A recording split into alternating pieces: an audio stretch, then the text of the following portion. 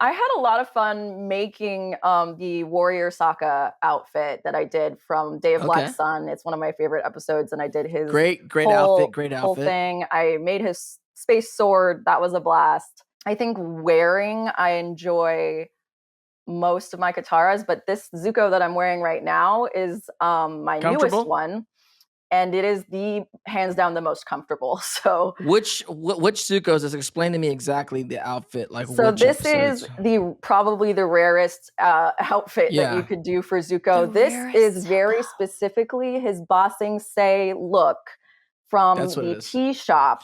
Yes. So I did because my friend's husband was doing Uncle Iroh from Bossing Say.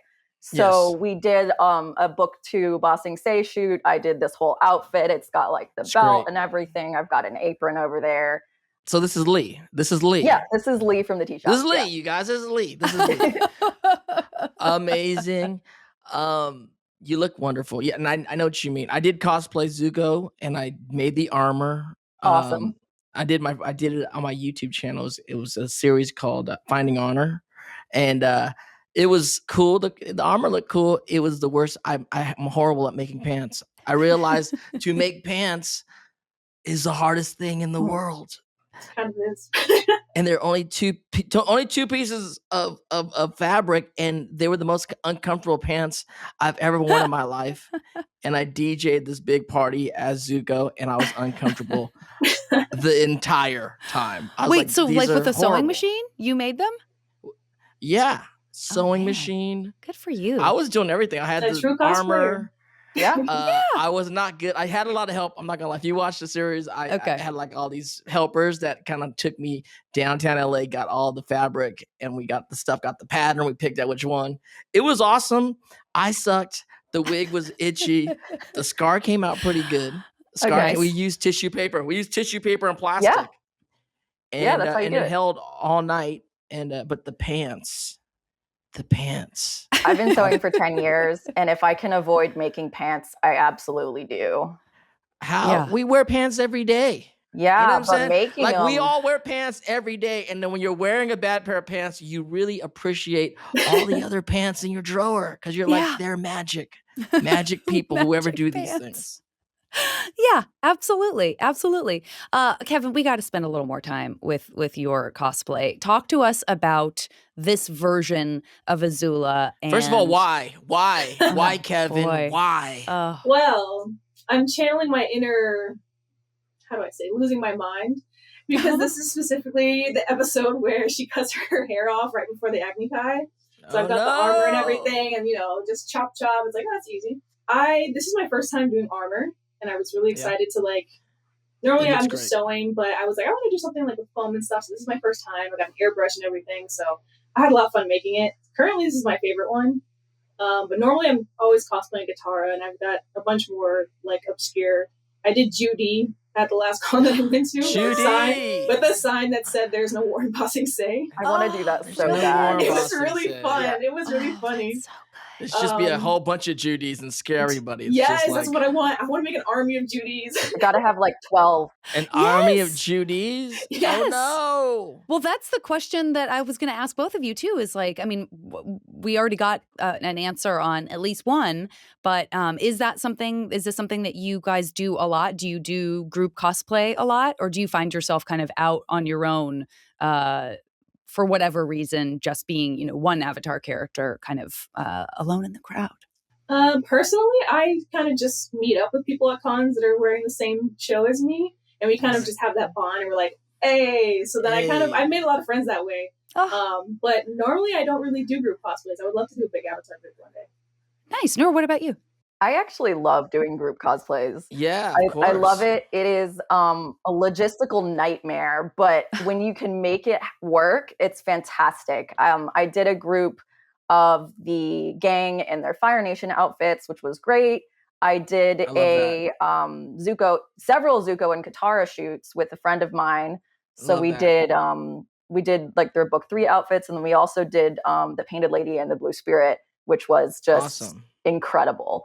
So and then of course I just worked with an Iroh to do my absolute dream of Iroh and Zuko. So I would love to do more Jasmine groups. Dragon, that's amazing. Yeah, I did once. I found there's another cosplayer who I don't think we look that much alike, but the internet thinks we look very Hey. similarly.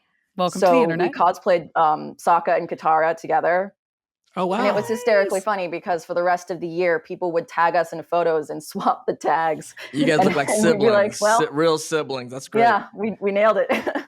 You did nail it. I love to see the whole gang together, and especially when they're missing a gang member. I'm like, where is your Zuko? Where's your Toph? Yeah. I'm like, we don't know. Yeah. But I think one of the greatest Avatar cosplay groups I saw, I was doing a panel, and I can't remember what con it was, but no lie, 20 Kyoshi warriors rolled in together like an so army. Great. Wait, was I And- there for that? That sounds familiar. Were you there? I I was might have weird. been. Everyone on stage and everyone in the audience was like, "What?" I had to take Yeah. after the panel. We had to take a picture all together. It was phenomenal. But I love what you said too, Kevin, about like the unplanned group cosplay, because it's true that I have seen also so many times at cons where people are like, we're all going to get together. Like everyone exchanges information. Like maybe they get on a Discord together, or like, and then it's like, okay, we'll all meet tomorrow in our cosplay for a huge picture. But it's not planned. It's just like you're rolling with it at the con, and then you're making those That's group the fun cosplay part. shots happen. And Yeah. it is. Yeah. It's so like it. I love it. And every once in a while, someone's like, "Come show up." I'm like, "Yeah." It's awesome. I love how cosplay's taken off in these last years as Comic-Con has become this buzzword in this worldwide community, because we all love films and we all love all these great stories. And of course, as actors, we've always worked with wardrobe artists, and I feel like this has really given love to wardrobe people and to the art of wardrobe. And for me, like, it's not a new form of art, but it's like a new form of art for the masses, where the masses are now getting to not just draw things or not just shoot things, but also understand the art of wardrobe. Which, Janet, like, we grew up in the industry. You're always working with these wardrobe artists that don't get enough shine, enough love for their craft. And so now it's a new art form that's really taken off around the world, and I really love that. Kevin, when you first started watching Avatar, what made you love it? Like, what connected you to the show? I really loved it because it was different than anything else on Nickelodeon. It really kind of made me fall in love with like Asian culture, since it's Asian inspired, and then this is kind of around the same time I got into anime as well. So I don't know, just the culture in the show itself made me just like attached. I love whatever this is. I love, because I was watching it when I was like a 10, 11-year-old kid. So I didn't get out much. But this show, I just felt like, it was different, and I loved it. And I loved the characters, and the story was amazing. And it's just, I don't know, it's one of those things like from your childhood that you cannot let go of. And now I have got an Avatar shrine on my wall, and I dress up as the characters all the time. So I do see some things on that back wall. I see a Oh, nice yeah. Zutara photo on the top. all day, Yes. all day. All day. Oh, so good. What about you, Noor? When you first watched the show, what connected you to the show? What drew you in?